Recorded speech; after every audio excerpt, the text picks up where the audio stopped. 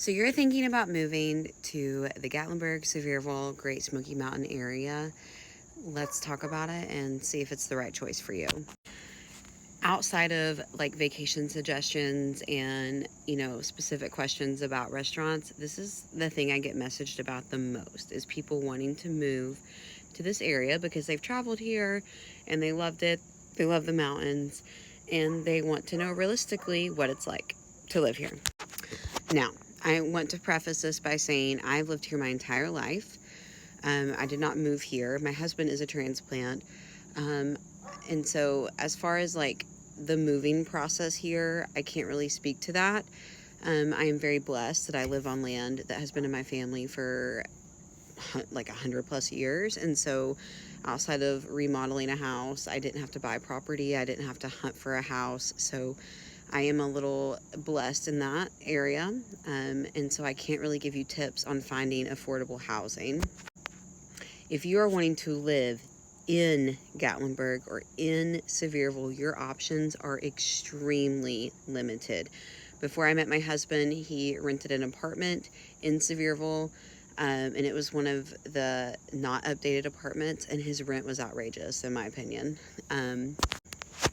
There are very few residential areas in Gatlinburg, like rental residential areas. You can find homes to buy and cabins to buy, but y'all, it's pricey. I always recommend to people, you need to go into the outside towns. Those are, you need to check out Newport, okay, Morristown. Maryville is really nice.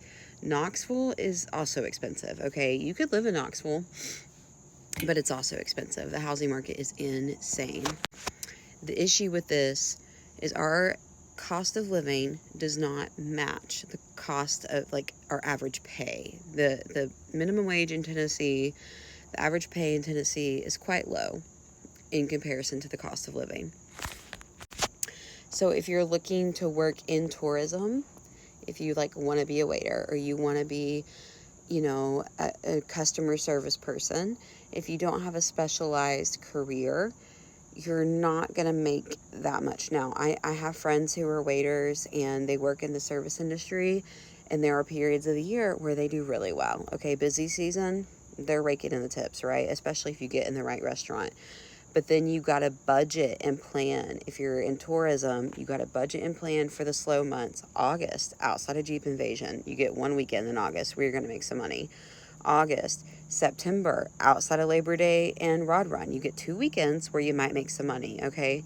January and February and most of March, y'all are going to be starving if you do not put your money back, okay? And this is for anybody that is working in tourism, okay, and does not have a salary job. So you just have to keep those things in mind if you're looking to move here.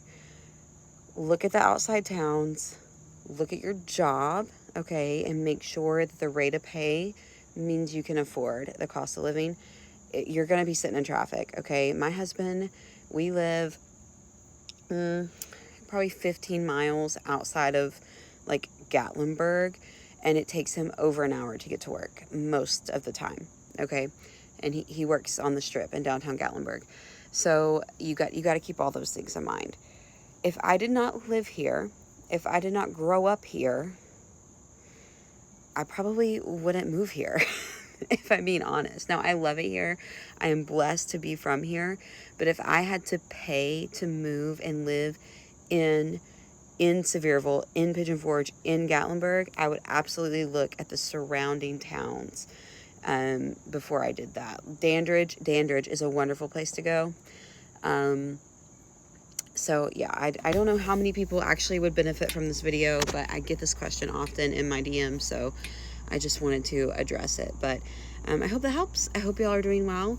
I will be back to my regular review content and everything tomorrow. We just got back from vacation, so I got to get back in the swing of things here. But I hope y'all are well. I will talk to you soon.